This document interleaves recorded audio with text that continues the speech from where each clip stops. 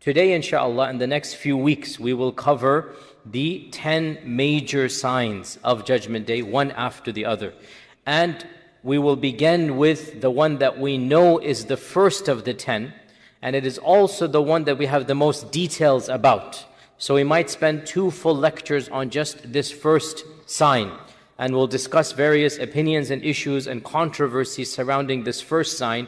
Realize that not all of the 10 signs we have as much details, and in fact some of them are just 5 minutes, like the 3 earthquakes. That's all that we know. 3 earthquakes, that's it. I've done the 3 signs right there. Not much is known about those, we can just zoom over them. So not all 10 signs we have the same amount of details for, but the first of the 10 major signs, and no doubt the most interesting for most Muslims, also the most controversial, is the concept of Dajjal.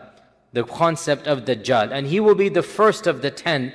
Why and how do we know this? Because we know that the Masih, the Jesus, the coming of Isa, will be coinciding with the Mahdi. The Mahdi and Isa will be on earth at the same time. We did this last 2 weeks ago, correct? You guys were here, we did it, right? And we said that the Mahdi, when will the Mahdi die? How will the Mahdi die? What are the details? Guys, help me out. MashaAllah, our young brother says, what does he say? Say it louder. Nothing. What does nothing mean? We don't know. Don't just say nothing. There are no narrations. We don't know. How will the Mahdi die? What will his death be? We do know Isa will live for a few years, and there is no mention of the Mahdi. So the assumption is the Mahdi is gone, Isa will live. And what will Isa do? Isa will kill the Dajjal. Therefore, Dajjal, Mahdi, Isa, same time frame. So of the 10 major signs, the first of them without a doubt will be Dajjal. Is that clear? This is how we know the first of the 10. And what did our Prophet ﷺ say? When the first of them come, the other will come. Tilwan akhar, ba'd al-akhar, one after the other, like a domino. Once the first one comes, the other 9 will zoom. So we seek Allah's refuge from even seeing the first one. And the first one is the most terrifying of them, and that is Al-Masih Ad-Dajjal. So who is Al-Masih Ad-Dajjal? What do we know about Al-Masih Ad-Dajjal? And this will be a detailed lecture, so we will not, in all likelihood, we will not finish today. We'll have to continue about the Dajjal in next lecture. First and foremost, what is Masih and what is Dajjal? The word Masaha, Masih, is used for only 2 people in Islamic literature. Number 1, the Masih Isa ibn Maryam, and number 2, the Masih Ad-Dajjal. And in Abrahamic religions, folklore of the Judeo-Christian tradition, the both of them, they are called the promised Messiah and the false Messiah. So in the Christian literature, you have the true Messiah, and that's Isa ibn Maryam, and you have the false Messiah, or the Antichrist, he's also called. So you have the Christ and the Antichrist. So the concept of there being 2 paired individuals, Jesus, anti-Jesus, Masih ad-Dajjal and Masih Isa ibn Maryam, this is found in Christian literature, and it is found in Islamic literature as well. So the both religious traditions agree on this. As for the Jewish traditions, there is not that much about the Antichrist. In fact, he doesn't seem to play any role, and this is going to come into play. Remember this point, put it in your mind, we're going to come back to this. There doesn't seem to be the figure of the Antichrist, there is only the figure of the Masih, the Christ. And this is going to come very important in a while. What does Masih mean? Masih means to anoint. What does it mean to anoint? In the good old days, when the king became the king, he would be anointed. They would put some holy oil, special oil, and they would put it on his forehead, for example. When the prophet became a prophet in the time of the Bani Israel, he would be taken to the river Jordan, or one of the holy rivers, and he would be anointed with the water. And the concept of baptism comes from this, that he's going to be anointed with the water. That is the anointment, to rub. And that's in Arabic masaha, which is Masih, the one who is rubbed. So masaha in Arabic is, masaha is to rub, Masih, the one who is rubbed. Masih, the object that is rubbed. So Masih Isa is called Masih because John the Baptist, Yahya, was the final person to give any person this anointment. After Jesus, no one has been anointed by Allah, by the command of Allah, by the barakah of Allah. So Isa is the final one anointed, because there were previous prophets that were anointed, but Isa was the special and the final. So he is called Al-Masih Isa ibn Maryam. So he is the Masih, that is Isa. As for the Dajjal, we do not know who will anoint him. Definitely not righteous people, but most likely his followers will anoint him. His followers will appoint him, and he will be the false appointed one. It is said, and there is no explicit evidence about this, that perhaps the Yahud who follow him will anoint him, thinking he is the real Masih. So they will do the ritual of Jesus, but to Dajjal. The ritual that was done to Isa will be given to the wrong one, and the people will assume him to be Isa, but he is not Isa, he is Dajjal. So he is going to be the false Masih, the Antichrist, and that is the Masih al-Dajjal. So his title is Masih, and his noun, not his name, his laqab is ad-Dajjal. And Dajjal, what does it mean? Dajjal comes from Dajjal, and Dajjala in Arabic means to mix up. It also means to deceive, but not a regular deceit. The worst type of deceit is called Dajjal. There is no English translation for it, right? Deceive, you can deceive your child, you can deceive your spouse, you can deceive. But Dajjala is to mix the worst evil with the most righteous truth. And why is Dajjal called Dajjal? Because he shall mix the worst evil, and he will put it in with the truth. He will say that he is Al-Masih Isa ibn Maryam, and this is Dajjal. Because Isa is a righteous man and the Dajjal is an evil man. So he will take an evil, which is that he is a liar, and he will say he is the best of the best, and he is Isa ibn Maryam. Even worse than this, he will say, وَالْعِيَاذُ بِاللَّهِ, that he is Allah himself. And what greater Dajjal, what greater deceit, what greater evil is there than to say that he is Allah. And he will claim that he is being inspired by Allah. So he will claim all of these claims. And by the way, the person from Qadian last century, he went through the same things. He first said he is Isa, then he said he is inspired, even though as far as I know he never claimed he is God. But this Dajjal will claim he is God himself. He is Allah himself. So that is why he is called Dajjal, that he is deceiving the people. He is substituting the truth with the falsehood, because no one will mix truth with falsehood in a more brazen manner, in a more blatant manner than Al-Masih al-Dajjal. And our Prophet ﷺ predicted that there will be many Dajjals. In an authentic hadith reported in Musnad Imam Ahmad and other books, our Prophet ﷺ said, and there's a version of it in Sahih Muslim, our Prophet ﷺ said, there shall be after me, listen to this, 30 Dajjalun Kadhabun. 30 Dajjals. All of them Kadhab. كلهم يزعم أنه نبي. Everyone is claiming that he is a Nabi. وأنه لا نبي بعدي. And there is no Nabi after me. What do we learn from this hadith? It's not just one Dajjal. There are many, we can call them in English, Dajjal with a small d. Or we can say mini Dajjals, no problem. But there is one Dajjal with a big D, okay? Or the major Dajjal. So there are many mini Dajjals. 30 in one hadith. 30. What is the sign of these false Dajjal?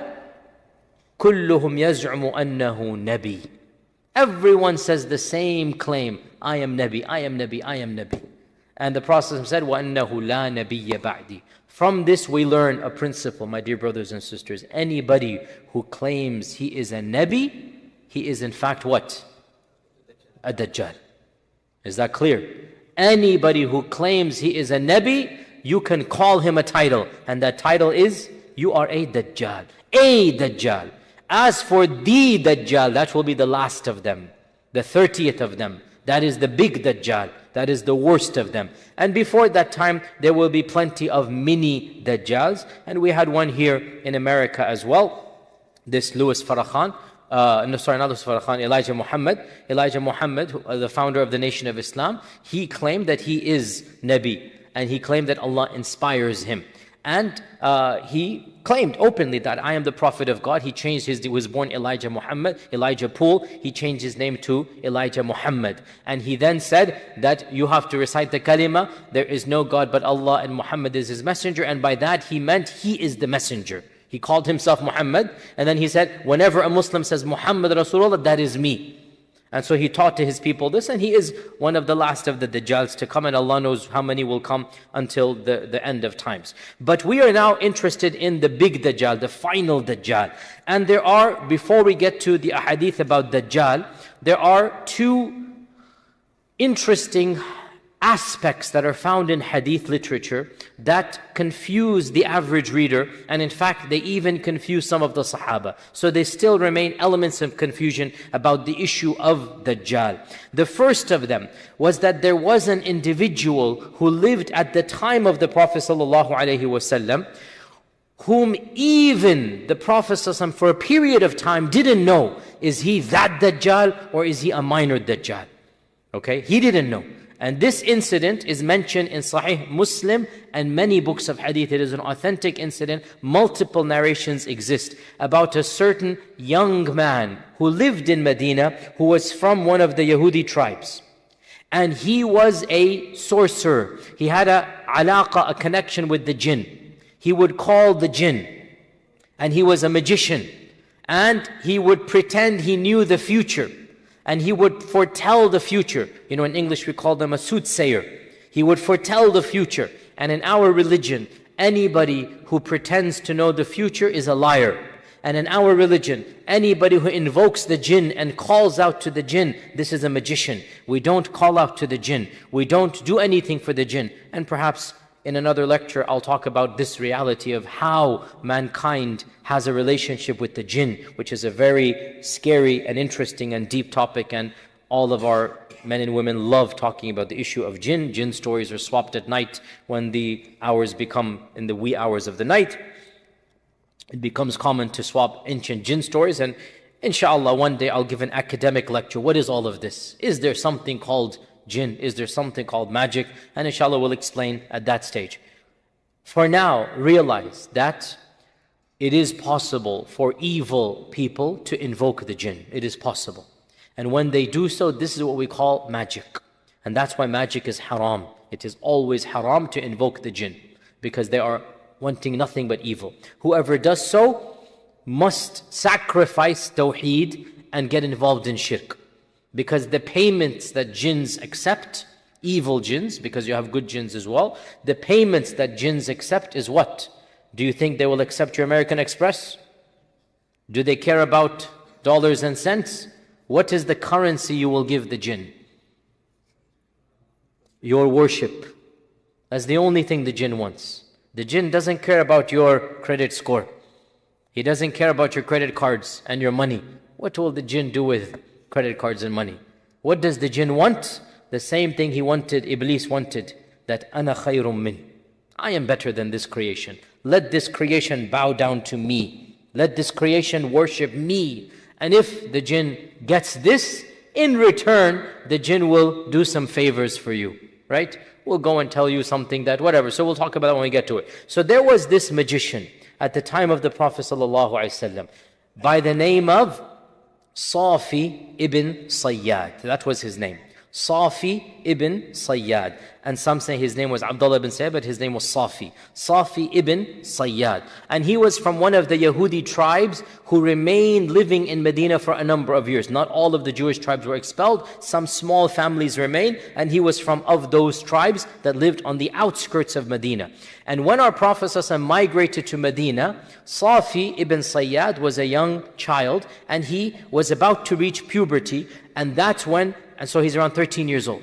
And that's when our Prophet ﷺ begins interacting with him.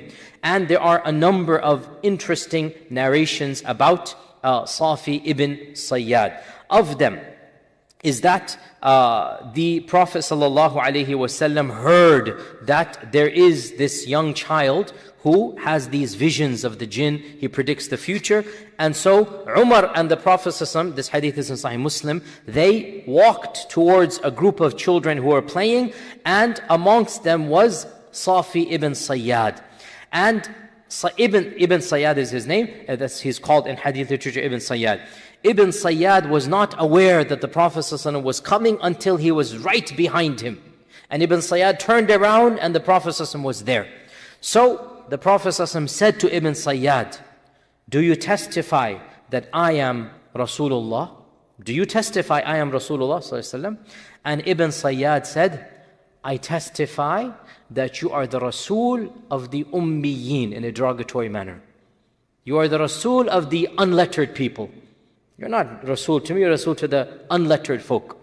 So the Ibn Sayyad then said to the Prophet ﷺ, and he's 12, 13 years old, look, he said, do you testify that I am Rasulullah? What did we say? One of the signs of a Dajjal is what? Dajjal claims he is Rasul, right? So he is now saying, and look at the arrogance.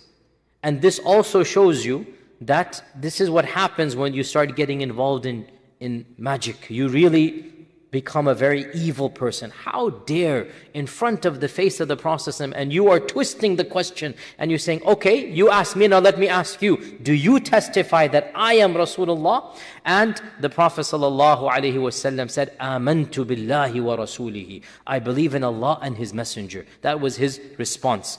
And he said to Ibn Sayyad, what do you see? What do you see? What visions come to you? Ibn Sayyad said, I see two people come to me. One of them tells the truth, one of them tells lies. The Prophet ﷺ said, rather, the matter has been made confusing for you, meaning both of them are telling lies. Then the Prophet ﷺ said, I have a test for you. I have hidden something for you. And what was that thing that he was hiding? He was hiding a verse from the Quran, which is, يَوْمَ يَأْتِ السَّمَاءُ, what's the hafidh here? فَانْتَظِرْ حَتَّى, what is it? Yes, what is the beginning of it? My mind is a little bit awkward because of the Hajj. I'm still not fully recovered.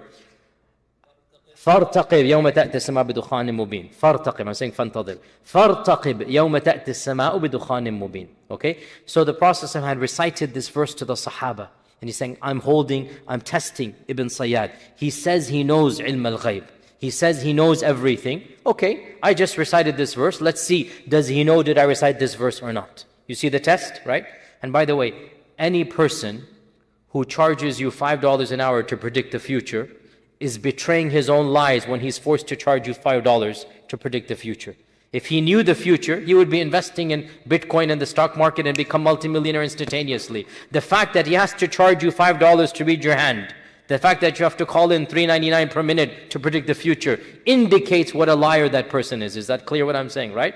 So the process is testing. This is a man, he is claiming he knows ilm al-ghayb. He knows everything. Okay, I just recited a verse 20 feet away from him. Let's see whether he can tell his followers what I just recited to all of you. Simple test, right? فَارْتَقِبْ يَوْمَ تَأْتِ السَّمَاءُ بِدُخَانٍ مُبِينٍ. He had recited to Umar ibn al-Khattab. Now he goes to Ibn Sayyad and he says to Ibn Sayyad, I have a test for you. Do you know what it is? Do you know what I have hidden for you?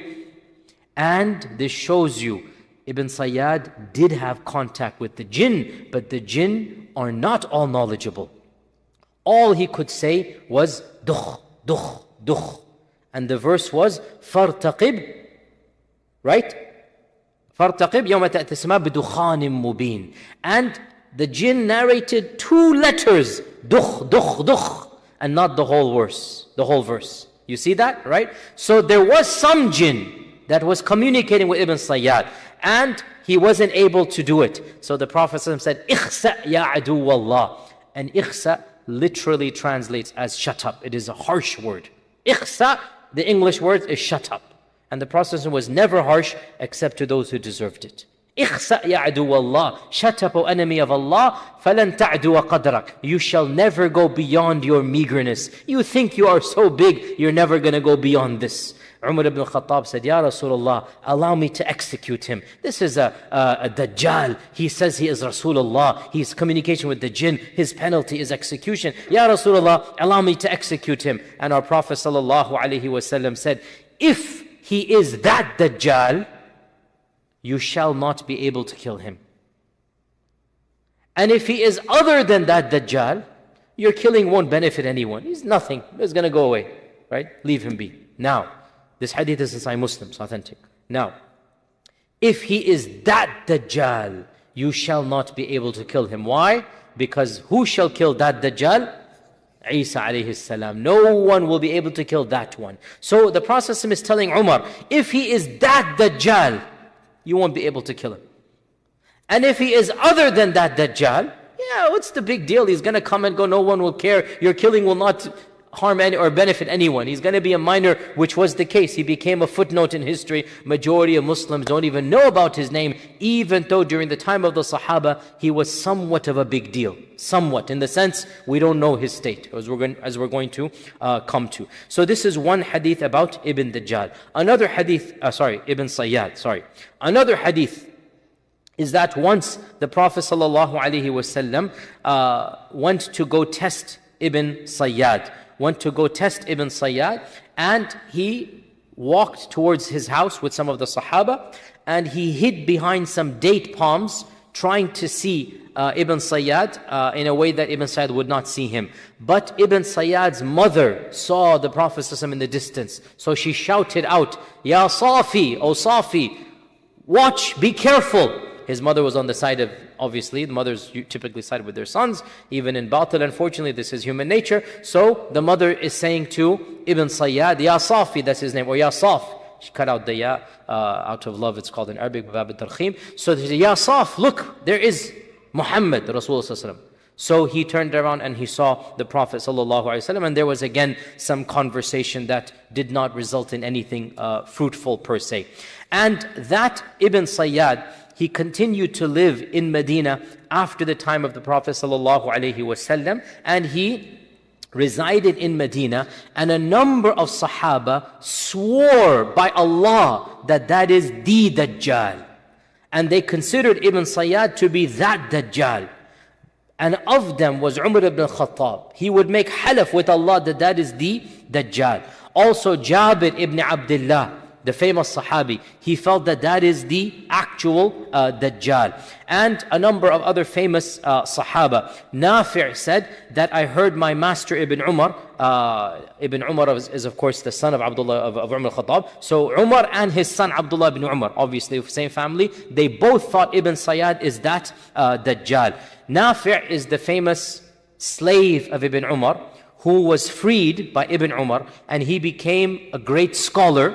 And Ibn Umar died, and Nafi' became the Shaykh of Medina, and Malik ibn Anas came, studied with Nafi', and so the golden chain, which you should all know, Malik ibn Anas from Nafi' from Ibn Umar. This is one of the most famous isnads of Islamic history. And Nafi' was nothing other than a servant, a slave, whom Allah honored with knowledge. This is what knowledge does. He was purchased as a young child as a slave, but he was eager for Islam. He memorized the Quran, he memorized hadith, and therefore every book of hadith has Malik from Nafi' from Ibn Umar. So Nafi' said, I heard my master Ibn Umar say, Wallahi, I have no doubt that Masih al-Dajjal is Ibn Sayyad.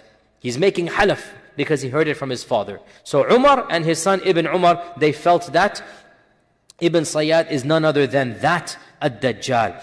And there's a famous narration as well that is mentioned in Sahih Muslim, that once Ibn Umar met Ibn Sayyad in the streets of Medina, and he had a fight with him, verbal fight, and he made Ibn Sayyad very angry, and Ibn Sayyad walked away stomping, very angry.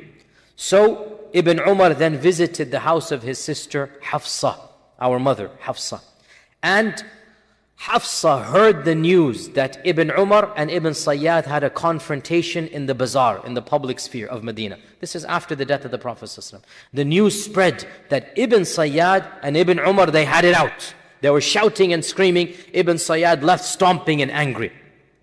Hafsa said to her brother, what is the matter with you and Ibn Sayyad? Why do you have to interfere with him? Why are you getting involved in this issue? Don't you know that the Prophet ﷺ said, so this is a hadith now, that the Dajjal shall come and appear after something has caused him to become angry? Meaning, why are you poking him? Why are you prodding him? Why are you getting him angry? What is your business with the man? Let him be. We don't want the Dajjal to come when he's alive. Which means even Hafsa might have been sympathetic that Ibn Sayyad is who? Is that Dajjal. And that's one family. Hafsa, Ibn Umar, they're one family, and they thought that Ibn Sayyad is the actual Dajjal. Now, this issue of Ibn Sayyad being the Dajjal was denied by other Sahaba.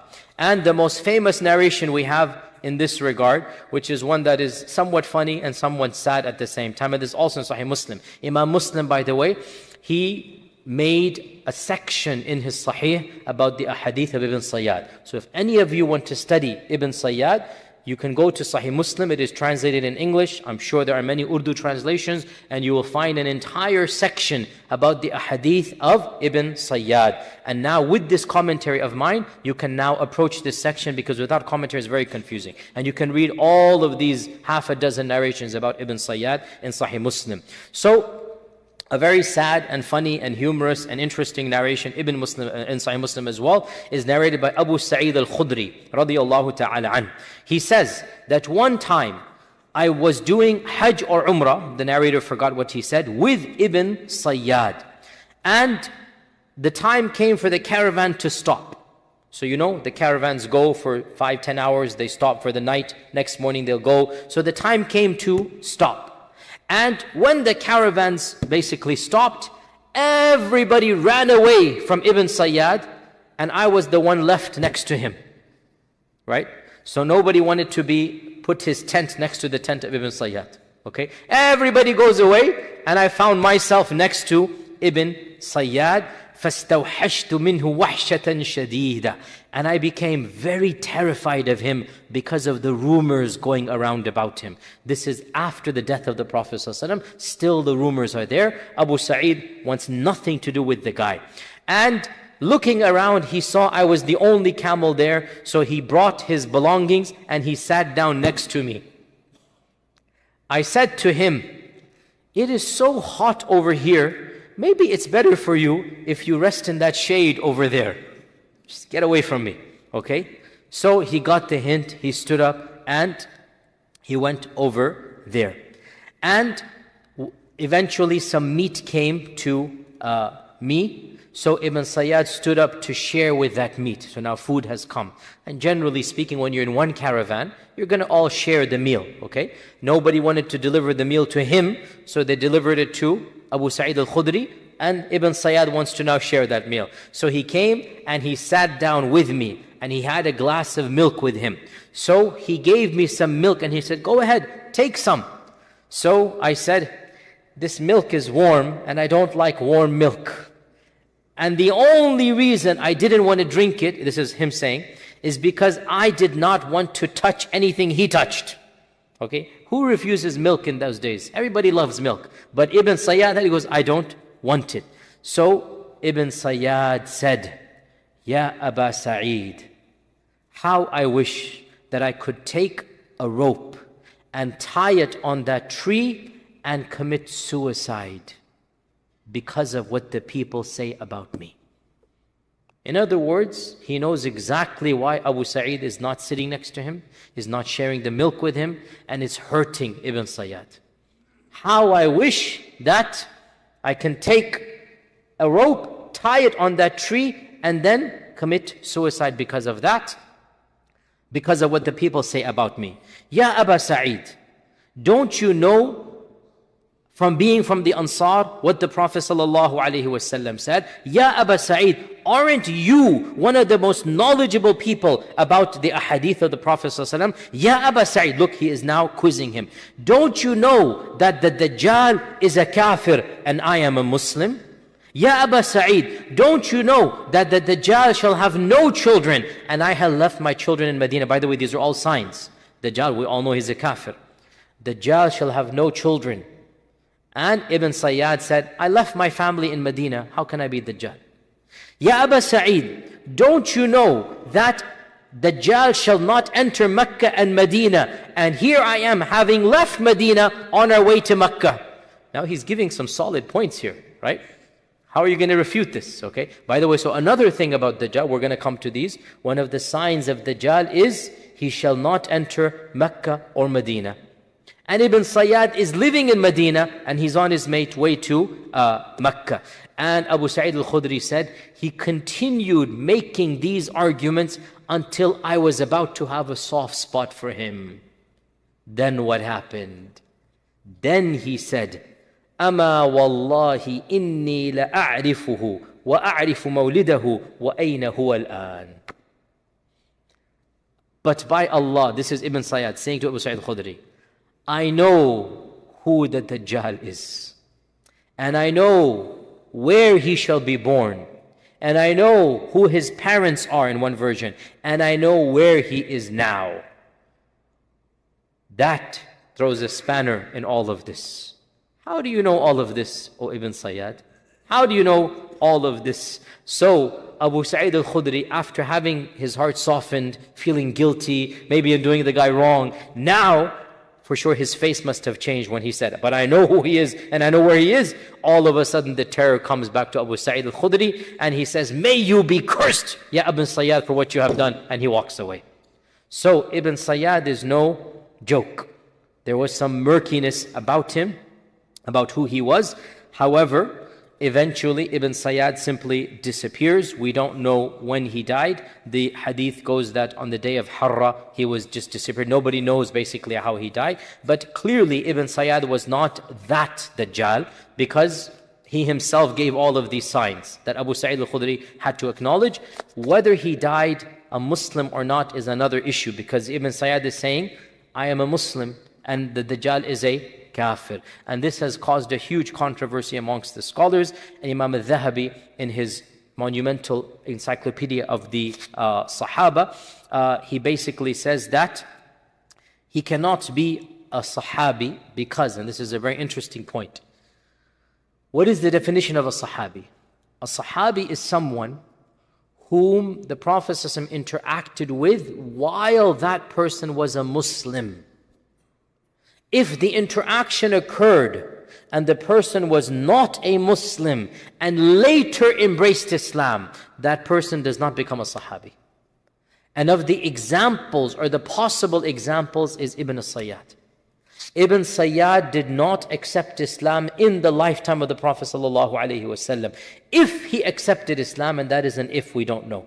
If he accepted Islam after the death of the Prophet ﷺ, this does not make him a Sahabi, it makes him a Tabi'i.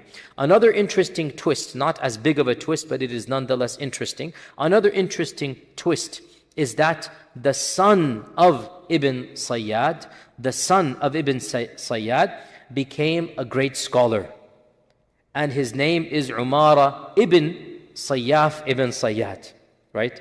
Ibn Safi ibn Sayyad. So Umara ibn Safi ibn Sayyad. And this same Umara is one of the teachers of Imam Malik, believe it or not. So, and his name is found in the Muwatta and others as a narrator of hadith.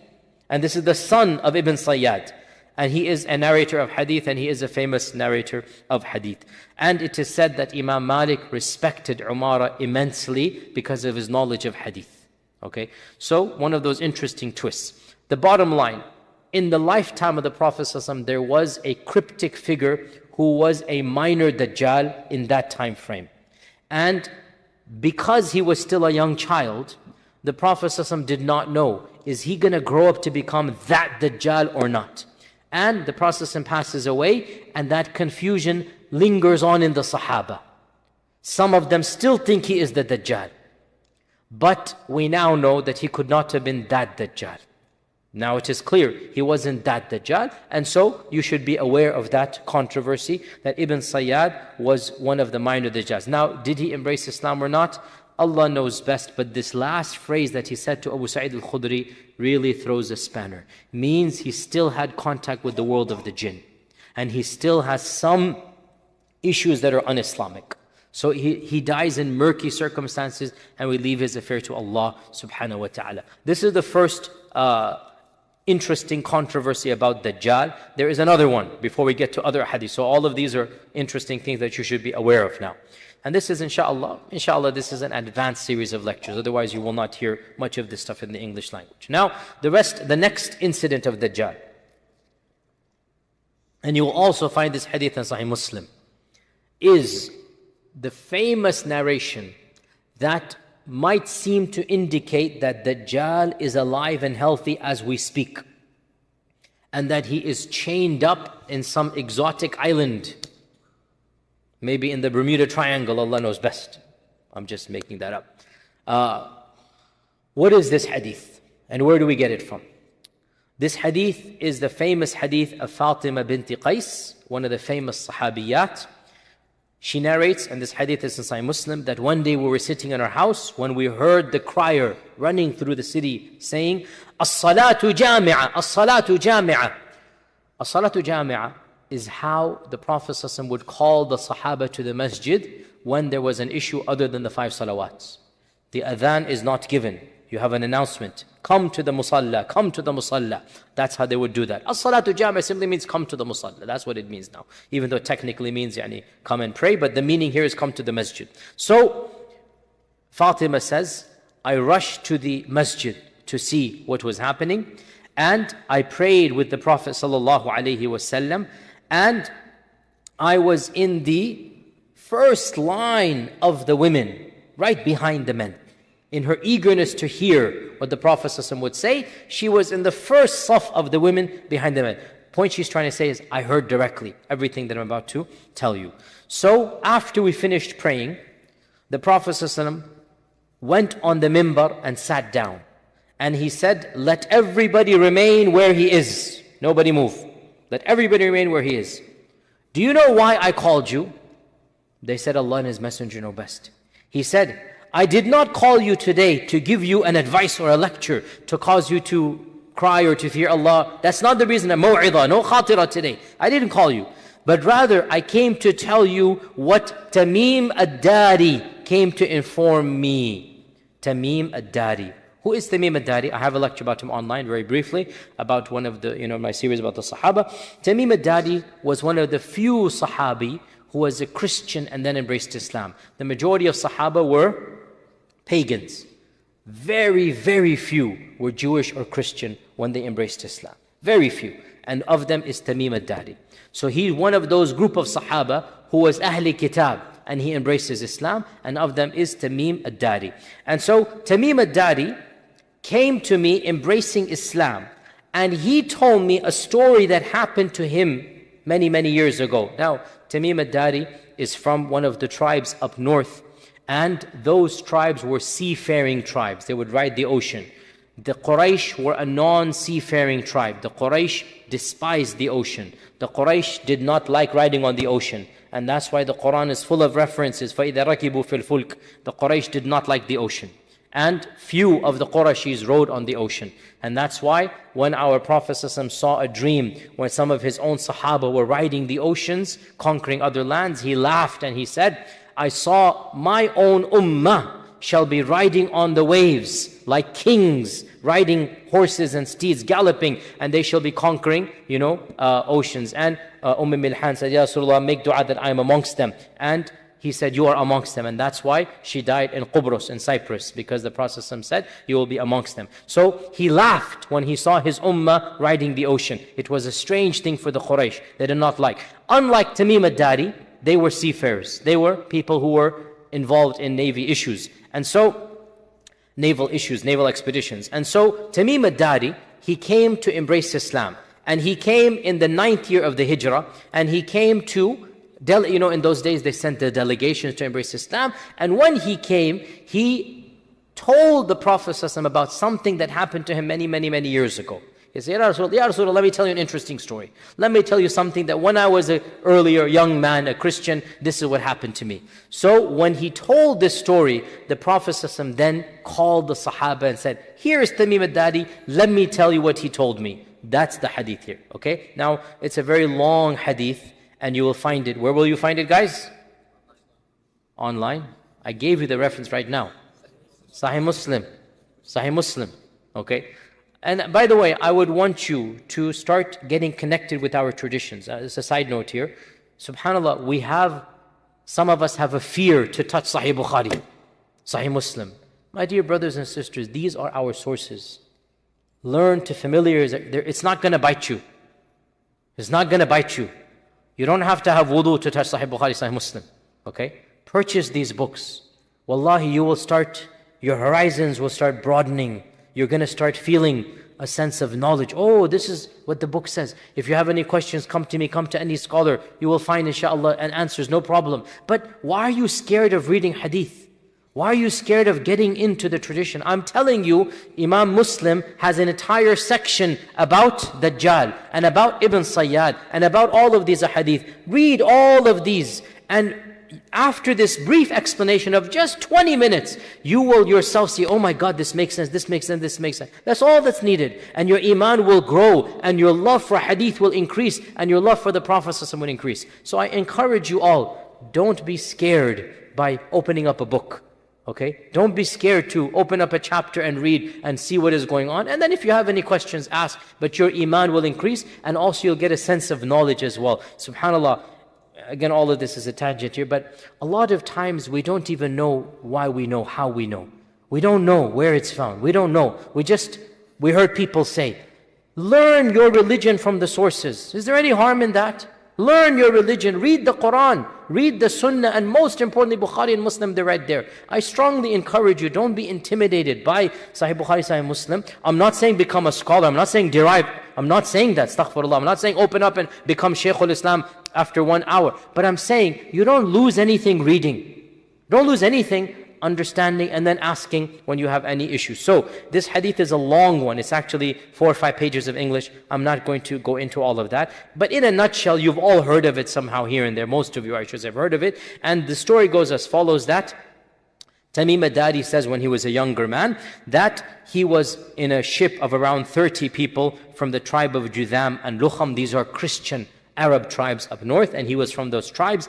And once a very severe storm came in the ocean, and for 30 days they were lost at sea. After there were 30 days, they were lost at sea. They had no clue where they were until they came to a faraway, ocean that they could not recognize, and they saw an island in the distance. So some of them, Tamim al-Dari and a few of them, took the smaller boat to go get some water, to go get some food. So every large boat has that small boat to go in. So they took that smaller boat to go to that island. And when they landed on that island, they met a very terrifying animal, a beast that could speak to them, a dabba that could speak to them. And we'll mention the dabba when we come to one of the 10 signs. The dabba that could come to them. And this beast was unrecognizable. Like, call him what, Bigfoot or something, Frankenstein, whatever. Not Frankenstein, sorry, scratch that from the record. Bigfoot, not Frankenstein. I guess in our cultural folklore, closer to the Bigfoot. Although the hadith did not describe him, it simply says a beast that's very hairy. Just nothing but hair, and could speak. And Tamim saw this and his people, and they were terrified. And the beast said, come with me. I'm going to take you to my owner or my master. And they went to this island, and they went to this cave where they saw a man larger than any man they have ever seen. And the man was tied up in a more severe manner than any man they have ever seen. And the man then began to ask a number of questions. And it goes like, 10 questions or so. I'm not going to go into all of them. And they were so terrified, they just responded one after the other. And until in the end, the last question was, I mean, of the questions, the Tabariya Sea, is it still there? This well, is it giving water? This land, is it still cultivated? And they answered yes, yes, yes. And always the answer was, a time will come when there shall be no water in that lake. A time will come when this well will be dry. A time will come when this land that you consider to be very beautiful and green will be completely barren. So he's giving predictions in the future. Then he says that, has the Ummi Prophet been sent amongst the Arabs? Has that Prophet been sent amongst the Arabs?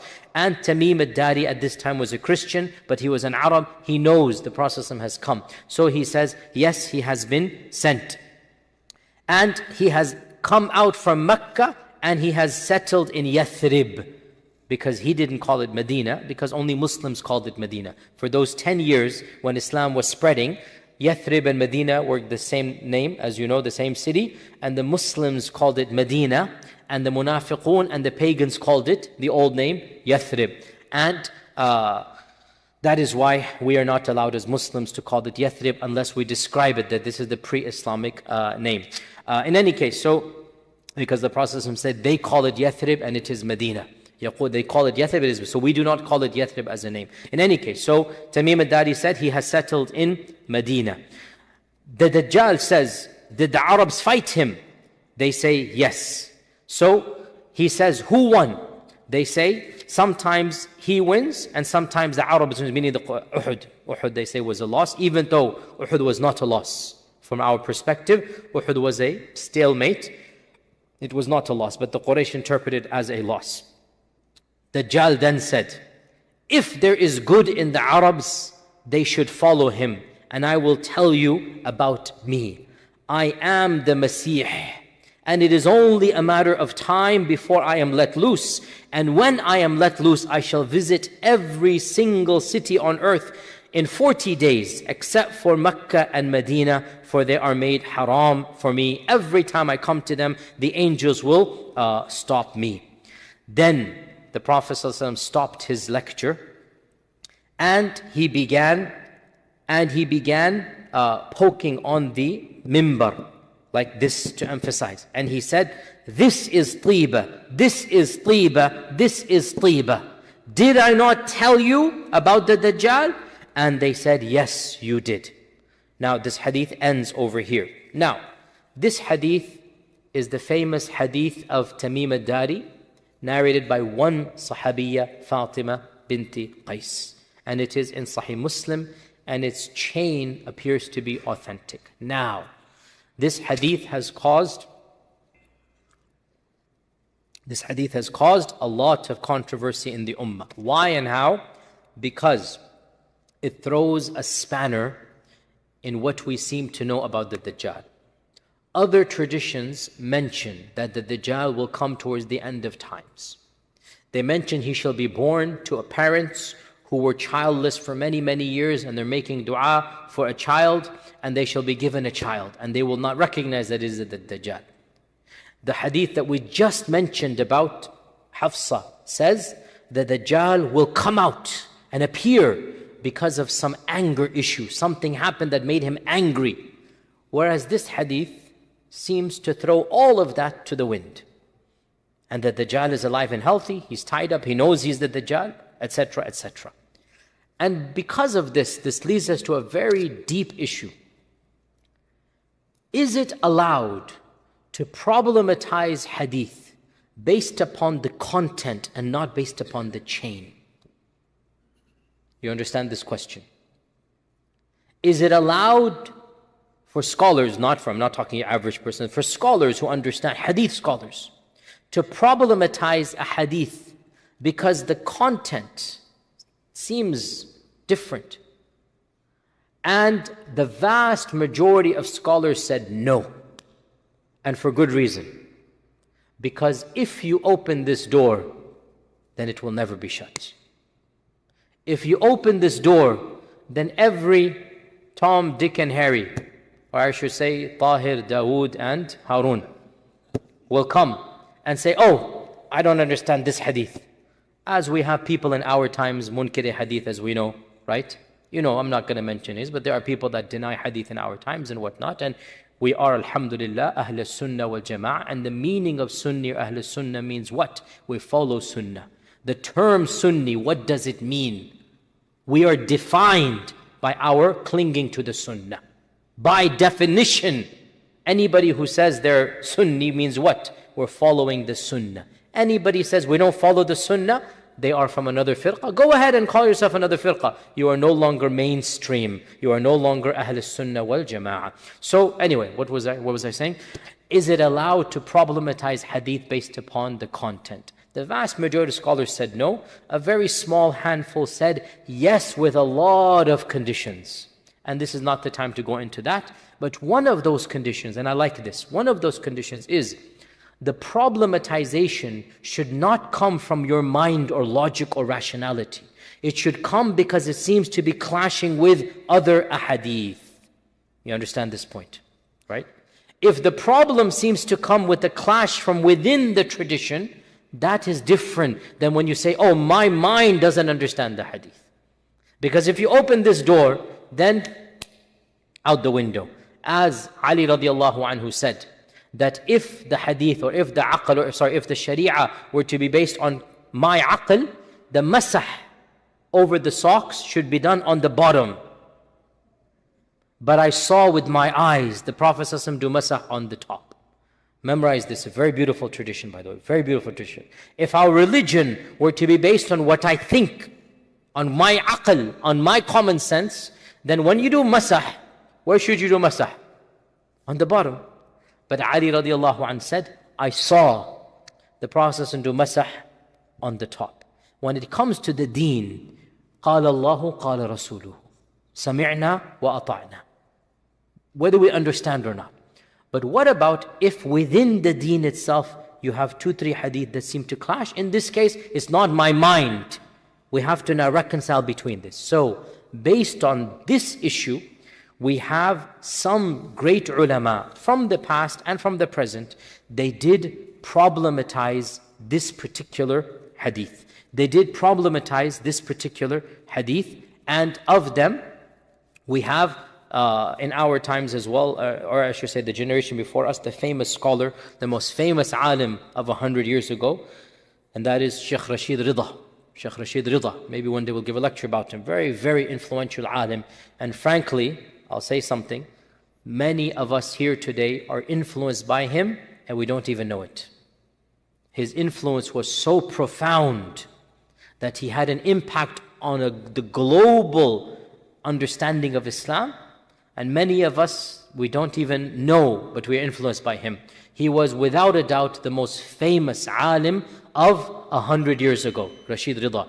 And unfortunately, his name is not. There was no alim more famous than him 100 years ago. He died 1935, by the way. So in 1919, every intellectual in the ummah knew him. And he influenced people as diverse as Hassan al-Banna and al-Albani. Both of them, they considered Rashid Rida to be their sheikh, directly, by the way.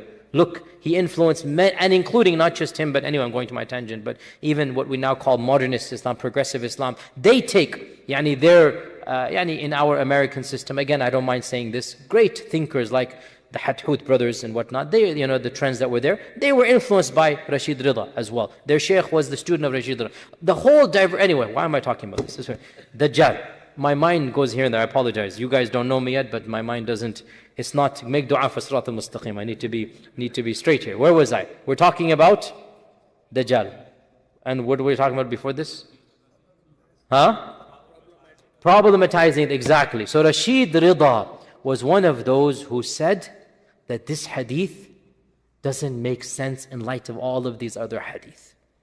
And Rashid Rida is a great Sunni alim. He's not one of these, Now another great sheikh as well in our times, my teacher, I studied with him, Sheikh Muhammad ibn Salih al-Uthaymeen, very mainstream, very traditional, very hardcore sheikh who loved hadith. But he said, this hadith, I don't consider it authentic, even if it is in Sahih Muslim.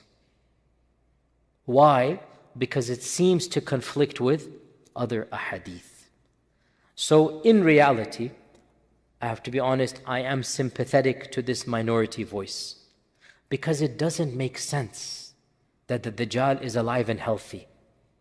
And it also doesn't make sense that if this incident occurred, Only Fatima bint Qais narrates it, and the Prophet ﷺ has called the entire city. Something doesn't seem to be right, and Allah knows best. Our Shaykh would say, my heart is at unease with regards to the authenticity of this hadith. This is what Ibn Uthaymeen would say. فِي الْقَلْبِ مِنْهُ شَيْءٍ. My heart is not comfortable. Something doesn't make sense to me. I can't pinpoint it, but it's not adding up to me. The content, the Islam, everything, it's just not adding up. And mashallah, our Shaykh was a very humble man. He would say, but if the Prophet ﷺ said it, then I believe in it. And this is exactly what I say. The hadith doesn't seem to make sense. But if he said it, amantu billahi wa rasuli. Simple as that. So we put this hadith of, which hadith guys? Tamim al-Dari. In a footnote. And we have a question mark.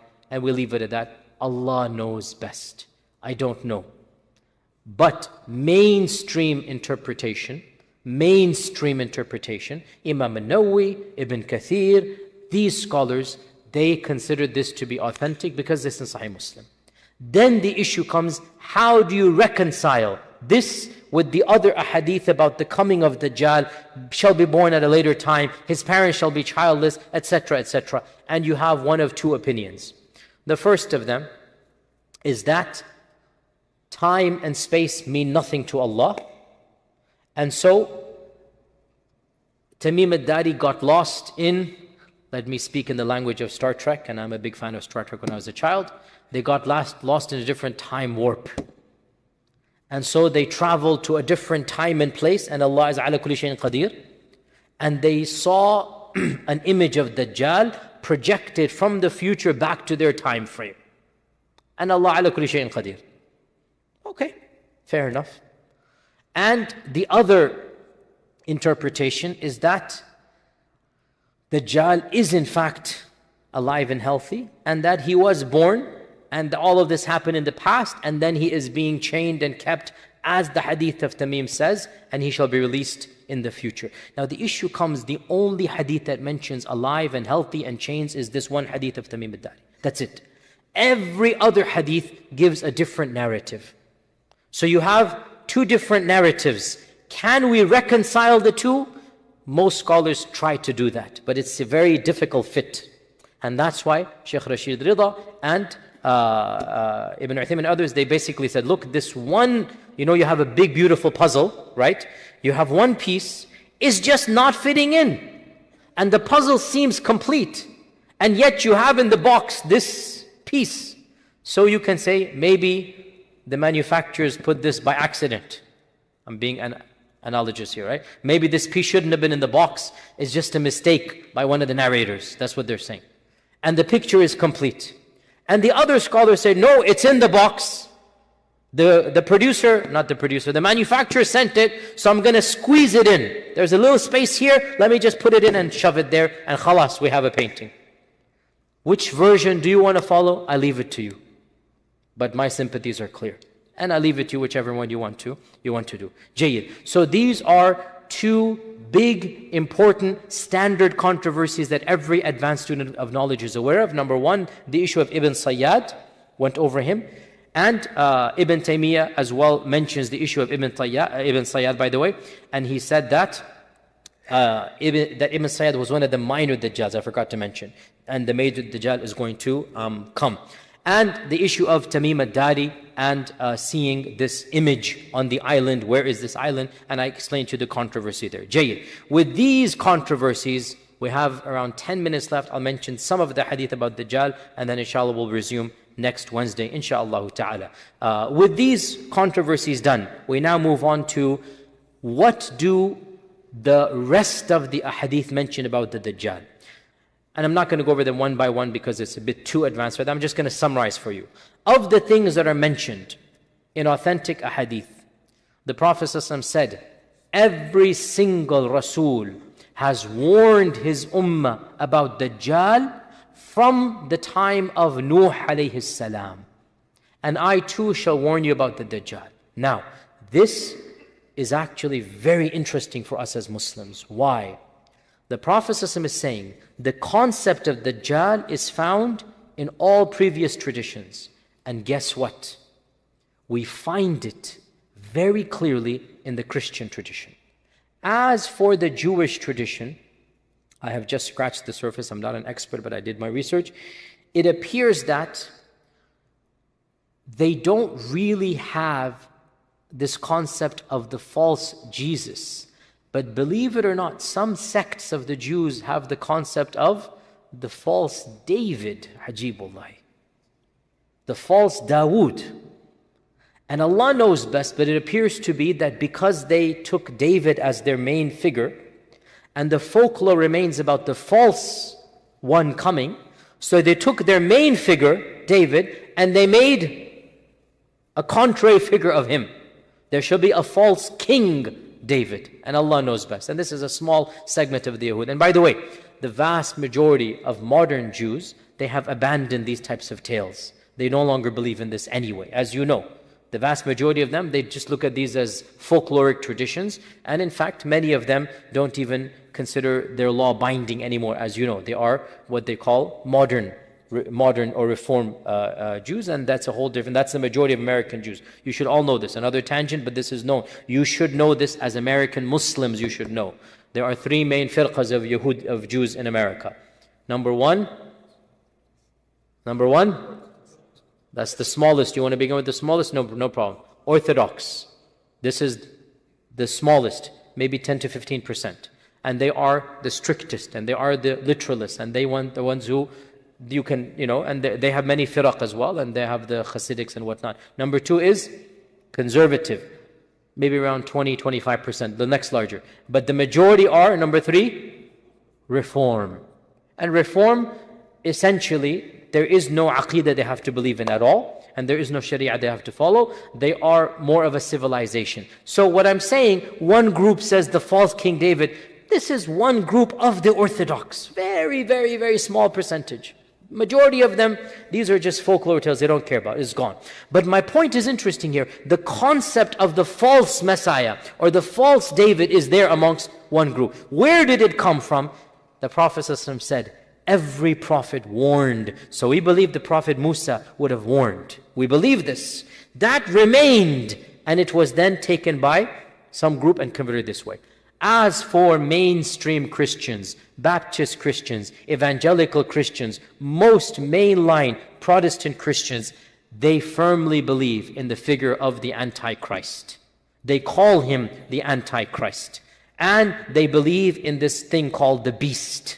And they say the symbol of the beast is 666. So these are interesting for us as Muslims. Now, you have two ways of looking at it. If you're a complete secular atheist who doesn't believe in God and whatnot, you say, oh, look at these religions, their folklore is the same. Their mythology is the same. The Antichrist, 666s, the beast, whatnot.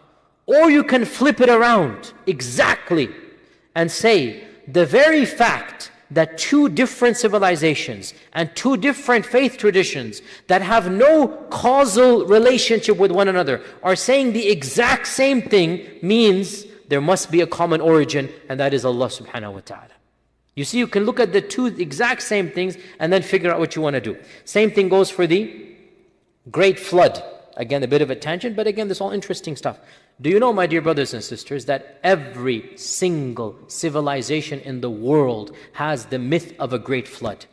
The native Indians in this land, they have a myth of a great flood that took place once upon a time. The Aborigines in Australia, and they are the most disconnected of humanity. For 20,000 years they lived separate from the rest of humanity until Cook discovered them in 1753 when he, did the coast of Australia, and he discovered them. For 20,000 years, the Aborigines were cut off from the rest of mankind. And guess what? They have the myth of a great flood. The Bible has the great flood. The Quran has the flood, right? The origin stories of ancient Babylon have the great flood. Now, what is the secular skeptic say? Look at these mythologies, they're all the same. You can flip it around 180 and say what? Why do all of these civilizations have a great flood myth? Because there was a great flood. And all of these are coming from the great flood. You see what I'm saying here, right? Yani the glass is half full, half empty. The same thing can be flipped around, and rather than deny faith, you can say, but it makes sense therefore. How could the Aborigines and the native Indians both have the great flood myth? How is that even possible? Think about it. Now, true, the details are very different, right? But that's because when you pass a fact from one person to one person to one person, what happens, right? You can even try it at home. Get 10 people, right, to stand together and just do it. And you will be shocked at what you see. Even hadith narrators might find themselves to be weak. Wal-'iyadu billah. Allah al-musta'an. Internal joke. So, where was I? The great flood myth. You're all lost. I apologize for drowning you in all of this great flood myth. Something about Dajjal. Let's get back to Dajjal. The notion that every single civilization, Judaism, Christianity and Islam, it has some notion of an evil entity that shall deceive mankind towards the end of times. Isn't it interesting? Isn't it something that makes you think, right? And there are so many, these folkloric movies that are made by Hollywood, right? That, the Antichrist is going to come. There's many of these. It's in their psyche. It's in their civilization and culture. Rather than flip it around and say, mythology, we say there is a common origin. So our Prophet ﷺ said, every prophet has warned his ummah about the Dajjal from the time of Nuh alayhi salam. He also told us that I shall tell you something that nobody has told before me. So he's going to give an interesting fact that no prophet before has mentioned. Now, by the way, I find it interesting personally that if you look at the folklore of the non-Muslims, the Christians, they also have in their folklore that the Dajjal shall be born to a family that is righteous overall and is praying for a child for a long time. And that the child will come and will flip on the parents. This is something in their folklore. We find it in our traditions as well. Okay?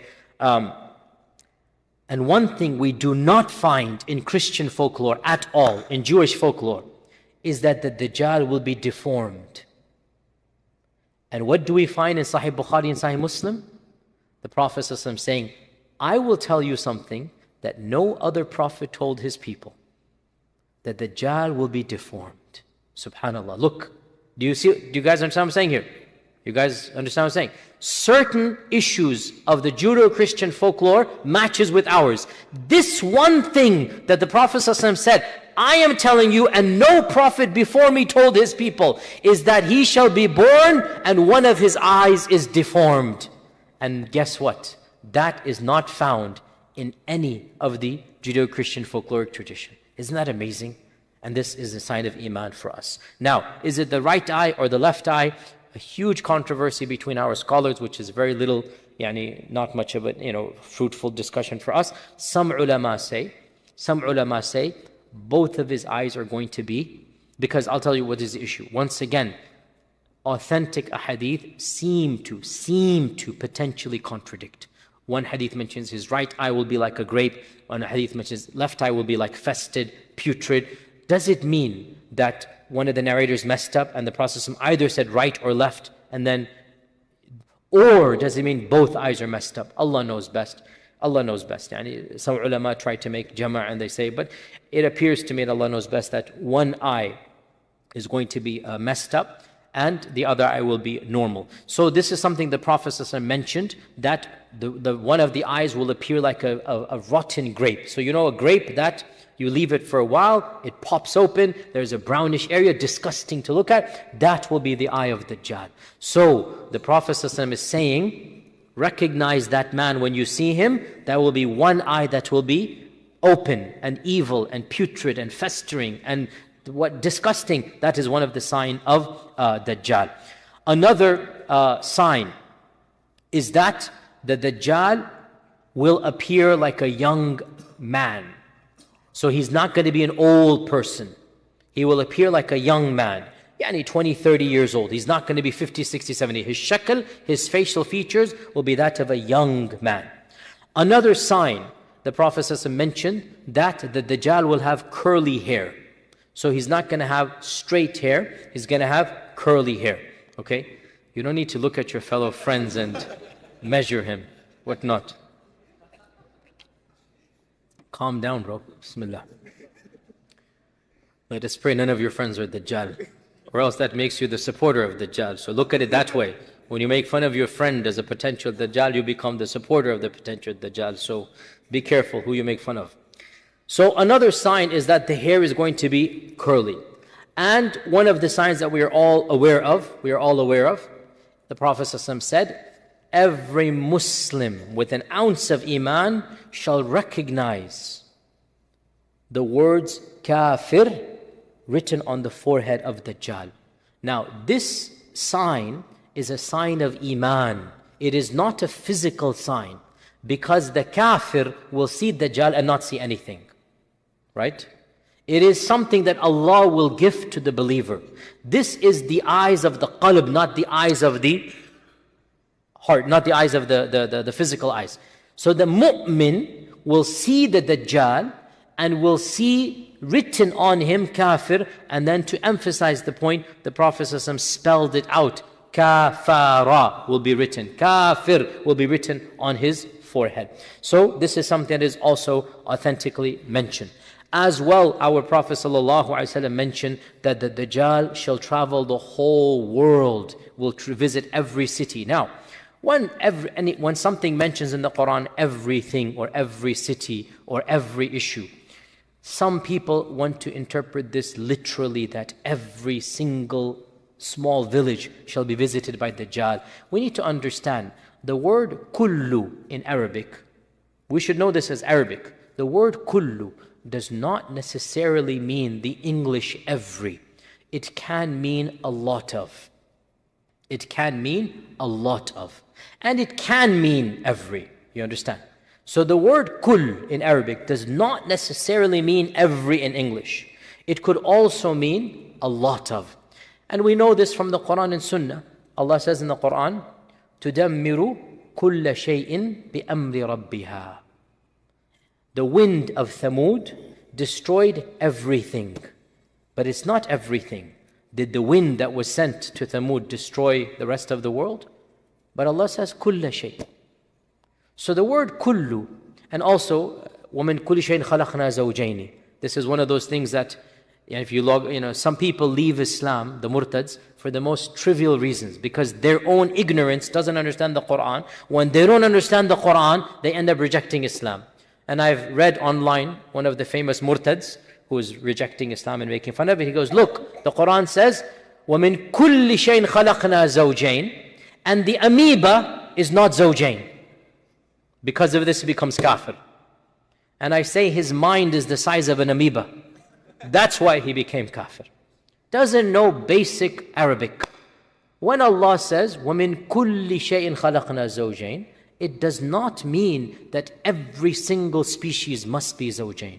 It could mean the default is zawjain, and that is the reality. Doesn't mean that every single entity has to have zawjain. You can have asexual reproduction, which takes place in our world. See where I went from where to where, subhanAllah.